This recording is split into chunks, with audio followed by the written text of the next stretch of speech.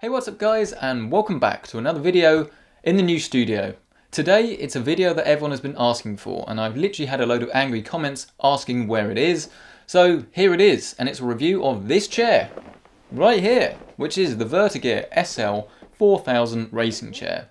This is one of the higher end models. There are some higher end models that are slightly larger. This is pretty much one of the ones that I would say are the pick of the lineup, because they are striking a balance between high-end features, high-end comfort, and an asking price that isn't really too much. So, racing chairs, what are they? Well, basically they are just office chairs that are styled to look a bit more like racing chairs, so they're a bit more out there, and they look nicer when you pair it with your high-end PC gaming setup or whatever else you want to pair it with. Now this is the white and the black version, so this is a dual tone colour scheme that goes on throughout the range depending on the colour you go for, and I opted for this because it fits in with my office/studio. Taking a closer look at the design reveals that it is leather, but it is man-made leather, so this is going to be a bit more hard-wearing than if it was real leather. Some people won't like this, some people will, and this is a more slightly plasticky leather, I think it's fair to say. That's not to say it doesn't feel like leather, but it doesn't really feel just like leather. You can definitely tell that it is man-made, but this isn't really a big deal, because personally, especially on a white chair like this, you're bound to spill coffee or something on it, so if it's a little bit easier to clean without actually losing any of the comfort of leather or any of the premium look that leather gives you, it's not too much of a big deal. So for me, this sort of leather isn't too much of an issue.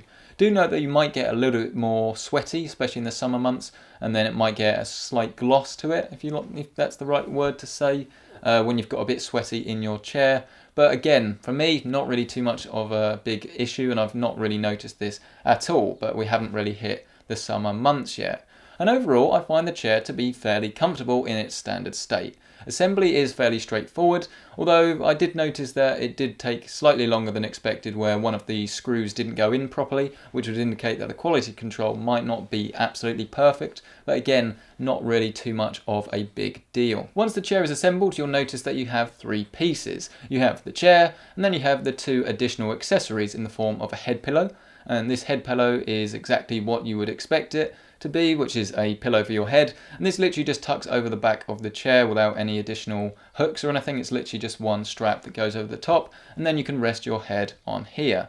You also got a lumbar support cushion that literally sort of goes over and under the chair and then clips on at the back. So while this doesn't really bode for a really clean look from the back, it does mean that it gives you the option for a lumbar pillow if you find that this is something you want or need.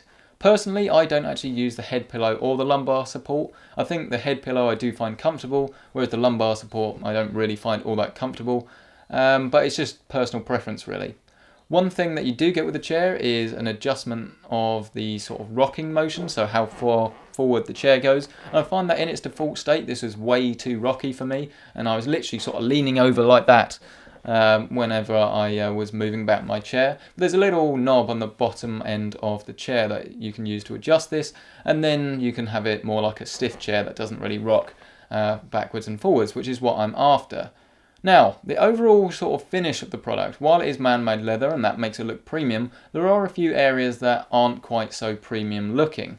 The main ones really being the armrests, so these things here, just because they're very adjustable and they have all sorts of adjustments, so you can move them left or right, backwards to forwards, up and down, but they just don't really feel that premium.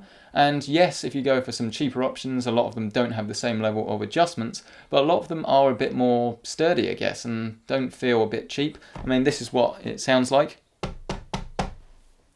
Not really something that sounds like it's a really premium product, but without seeing too much of its competition, I can't really say for sure whether this is better or worse than what we've seen on other racing chairs. Other adjustments include height adjust, so up and down motion, and the back of the chair you can actually push forwards and backwards as well. So if you really want to sort of sit in it like a maniac, you can do it if you want. But for most people, you're going to basically be able to get all the adjustments really that you want. You probably will find some more features on some higher end chairs.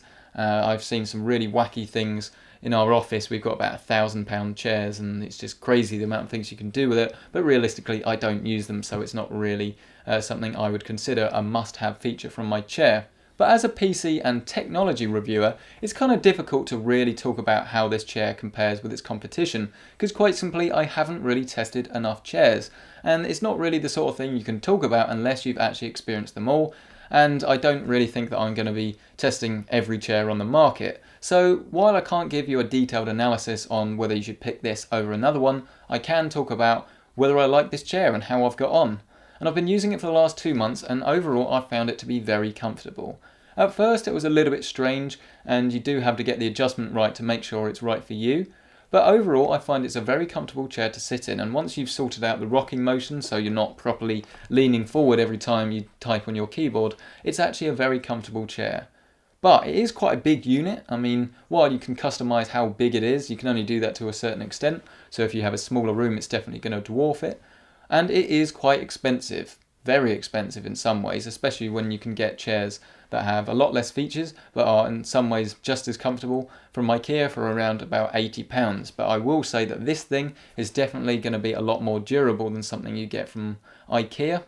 The IKEA chair I had for about 2.5 years really is starting to show its sign of age. Can't really see this happening with this one, but I haven't had it for 2.5 years, so I suppose I don't really know. The question you're probably wondering though is, if you're looking at this, should you pick one up?